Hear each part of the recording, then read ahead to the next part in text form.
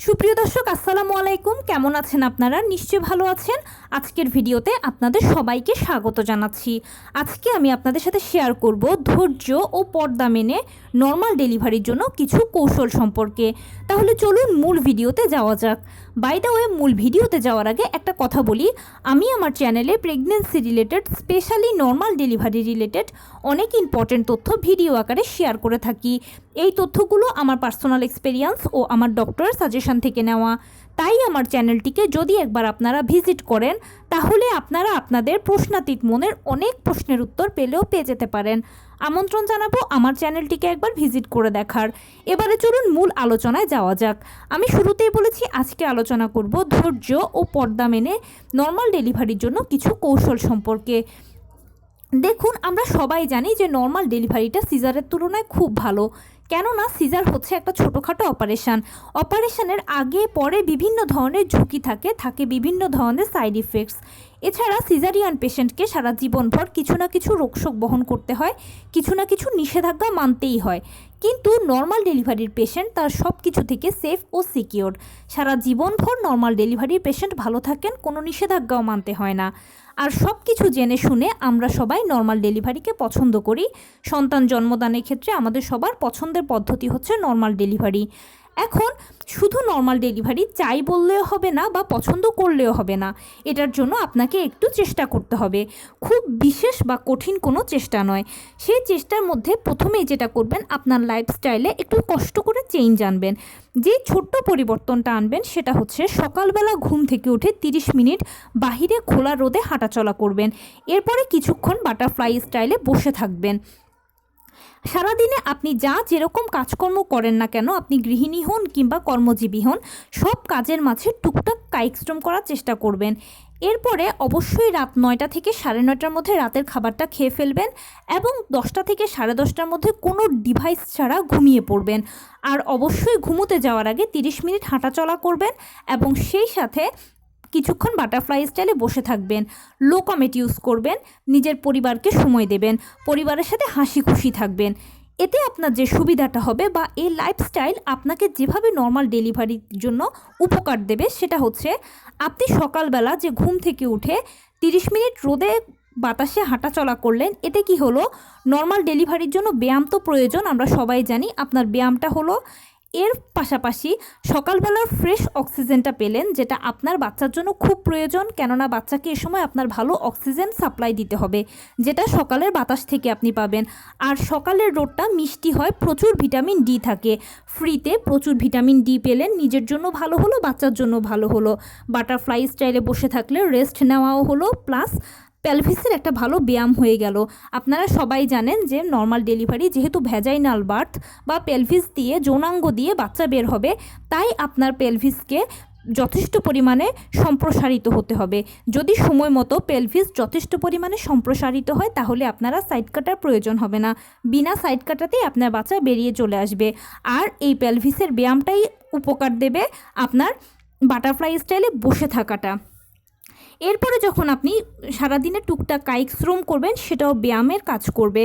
অবশ্যই চেষ্টা করবেন একটু দুপুরে খাবারের পরেও যদি সম্ভব হয় হাঁটাচলা করতে, সেটাও ব্যায়ামের উপকার দেবে। রাত 9টা থেকে 9:30টার মধ্যে যদি রাতের খাবারটা খেয়ে ফেলেন, তাহলে আপনার খাবারটা খুব ভালোভাবে হজম হবে। গ্যাস্ট্রিক, কোষ্ঠকাঠিন্যের মতো অযাচিত সমস্যাগুলো আর ঝামেলা করবে না। ওষুধ ছাড়াই এগুলোকে আপনি রিমুভ করতে পারবেন। রাতে ঘুমোতে যাওয়ার আগে যখন আপনি হাঁটাচলা করবেন, তখন আপনার খাবারটা খুব ভালোভাবে হজম হবে এবং খাবার হজম হলে ওই যে বললাম, গ্যাস্ট্রিক, কোষ্ঠকাঠিন্যের মতো সমস্যাগুলো আপনাকে আর তাড়া করবে না। কোনো প্রকার ডিভাইস ছাড়া যদি ঘুমিয়ে পড়েন, তাহলে আপনার ব্রেনটা ভালো থাকবে, রিফ্রেশ থাকবে। কারণ আপনারা সবাই জানেন যে ডিভাইস থেকে ক্ষতিকর রেডিয়েশন ছাড়ে, যেটা মা বাচ্চা উভয়ের জন্য ক্ষতিকর। এছাড়া আপনি রাত 10টা থেকে 10:30টার মধ্যে যদি ঘুমিয়ে পড়েন, আর ওই যে ভোরবেলা ঘুম থেকে উঠলেন, 8-9 ঘন্টার টানা একটা ঘুম আপনি যেতে পারলেন, বিশাল একটা লম্বা গ্যাপ পেলেন ঘুমের জন্য। আর আপনি যত ভালো ঘুমাবেন, ততই আপনার মাইন্ডটা রিফ্রেশ হবে, ব্রেন ডেভেলপ হবে এবং আপনার ব্রেন ডেভেলপমেন্টের পাশাপাশি এটা আপনার বাচ্চার জন্য খুব খুব ভালো উপকার দেবে। কেননা গর্ভাবস্থায় ডাক্তাররা একজন গর্ভবতী মায়েদেরকে কমপক্ষে 8 থেকে 10 ঘন্টা ঘুমোতে বলেন। এরপরে যে পণটা করবেন সেটা হচ্ছে খাবারে পরিবর্তন আনবেন। আপনার খাবার দাবারে পরিবর্তনেও খুব কঠিন কিছু নয়, সেটা হচ্ছে আপনি যে খাবারই খান না কেন সেটা হোমমেড ফুড খাবেন, মানে ঘরে তৈরি করা খাবার খাবেন। বাহিরের কোনো খাবার টাচও করবেন না, ধরবেনও না, ছোঁবেনও না। কেননা বাহিরের খাবারে বিভিন্ন ধরনের কেমিক্যাল থাকে, ক্ষতিকর উপাদান থাকে, যেগুলো প্লাসেন্টা দিয়ে সরাসরি বাচ্চার মধ্যে চলে যায়, আর বাচ্চাকে বিকলাঙ্গ, বাচ্চার বিভিন্ন ধরনের সমস্যা তৈরি করতে এগুলো যথেষ্ট ভূমিকা পালন করে। সেজন্য গর্ভাবস্থায় কখনোই বাহিরের খাবারকে ধরে ছোঁয়ে দেখা উচিত নয়।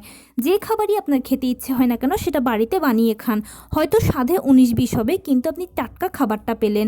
এছাড়া নিয়মিত মাছ, মাংস, ডাল, রুটি, হলুদ ফলমূল, সবুজ শাকসবজি, লাল জাতীয় খাবার, ওমেগা 3 ফ্যাটি অ্যাসিড সমৃদ্ধ খাবার, কলা, খেজুর, বাদাম, ভিটামিন সি সমৃদ্ধ খাবার, নিয়মিত কুসুম গরম 1 গ্লাস দুধ এবং 2টো করে ডিম খাওয়ার কথা ভুললে কিন্তু কোনো মতেই চলবে না। আপনি আপনার জন্য এমনভাবে খাদ্য তালিকাটা তৈরি করবেন যেন প্রতিদিন সকল ভিটামিনগুলো ঘুরে ফিরে আপনার বডিতে যায়। এতে আপনার বডিও শক্তপোক্ত হবে এবং আপনার বাচ্চাও যথেষ্ট পুষ্টি পাবে। অবশ্যই ডাক্তারের দেওয়া আয়রন, ভিটামিন, ক্যালসিয়াম ওষুধগুলো খেতেই হবে। এগুলো নিয়মিত খাবেন, কেননা আপনি যতই খাবার খাচ্ছেন না কেন মনে রাখবেন এখন আপনি 1-এর ভেতরে 2, তাই একটা বড় খাবারের পরেও গ্যাপ থাকেই। কেননা যে খাবারটা খাচ্ছেন সেটা আপনার বডি কিছুটা অ্যাবজর্ব করছে, বাচ্চা অ্যাবজর্ব করছে। সো একটা গ্যাপ থাকে পুষ্টির, আর এই গ্যাপটা আয়রন, ভিটামিন, ক্যালসিয়াম ওষুধগুলো পূরণ করবে। এতে আপনিও শক্ত থাকবেন, বাচ্চাও শক্তপোক্ত হবে, নর্মাল ডেলিভারির জন্য খুব সহায়ক ভূমিকা পালন করবে। এই পরিবর্তনটুকু যদি আপনি করতে পারেন তাহলে নর্মাল ডেলিভারির জন্য আপনার 100% প্রিপারেশন হয়ে গেল। আর অবশ্যই সেই সাথে নিজের মানসিক স্বাস্থ্য ভালো রাখার জন্য পরিবারকে সময় দেবেন, কেননা এই সময় মানে গর্ভাবস্থায় একজন মায়ের মানসিক স্বাস্থ্য ভালো থাকা উচিত। 5 মাস বয়স থেকে বাচ্চারা কানে শুনতে পায়। আপনি যদি বাচ্চার সাথে 5 মাস থেকে কথা বলেন, পরিবারের সবাই কথা বলেন, হাসি খুশি থাকেন, তাহলে আপনার বাচ্চা জন্মের পরেও কিন্তু মেজাজ খিটখিটে হবে না, সেও বেশ হাসি খুশি হবে। নিয়মিত ডাক্তারের চেক আপ করাবেন, এতে আপনি সবসময় ডাক্তারের অবজারভেশনে থাকবেন। এ সময় একটা কথা বলি, অবশ্যই প্রথম থেকে শেষ পর্যন্ত একজন ডাক্তারের আন্ডারেই থাকবেন। এতে নিয়মিত আপনি ডাক্তারের সাথে যোগাযোগ রাখতে পারলেন, ভালো মন্দগুলো শেয়ার করতে পারলেন, ডাক্তারের নলেজে থাকলেন, ডাক্তারের অবজারভেশনে থাকলেন। ডেলিভারির সময় ইনশাল্লাহ তেমন কোনো জটিলতা হবে না। যদি হয় তাহলে ডাক্তার যেহেতু আপনার পরিচিত, আপনি খুব ভালো সেখান থেকে সুবিধা পাবেন। সেজন্য বুদ্ধিমানের কাজ হচ্ছে প্রথম থেকে শেষ পর্যন্ত একজন ডাক্তারের আন্ডারেই থাকা। অনেকে একাধিক ডাক্তার চেঞ্জ করে। মনে রাখবেন এক এক ডাক্তারের চিকিৎসা দেওয়ার ধরন এক এক রকম। আপনি যদি বারে বারে চিকিৎসার ধরন পরিবর্তন করেন তাহলে আপনার শরীর হয়তো সেই চিকিৎসার সাথে অ্যাডজাস্ট করতে পারবে, আপনার কচি বাচ্চাটার কিন্তু অ্যাডজাস্ট করতে কষ্ট হবে। অবশ্যই চেষ্টা করবেন প্রথম থেকে শেষ পর্যন্ত একজন ডাক্তারের আন্ডারেই থাকতে। নিয়মিত করে কিন্তু 12 থেকে 14 গ্লাস পানি আপনাকে খেতেই হবে, কেননা 12 থেকে 14 গ্লাস পানি যদি আপনি নিয়মিত খান তাহলে আপনার অ্যামনিওটিক ফ্লুইডের আর কোনো সমস্যা হবে না, এর ব্যালেন্স কিন্তু ঠিক থাকবে। এবারে বলছি পর্দা মেনে কীভাবে নর্মাল ডেলিভারির কৌশলটা। দেখুন, অনেকে এটা প্রশ্ন করে থাকেন আমাকে যে আপু পর্দা মেনে নর্মাল ডেলিভারি করানোর কিছু কৌশল শেয়ার করো। দেখুন, আমি আপনাদেরকে নিশ্চিত করতে চাই যে ডেলিভারি রুমে কোনো পুরুষের অগ্রাধিকার থাকে না, সেখানে মহিলারাই কিন্তু ডেলিভারিটা করিয়ে থাকেন। এছাড়া ডেলিভারি রুম বা লেবার রুমে সেখানে যতজনই থাকেন না কেন সবাই অগ্রাধিকার থাকে না।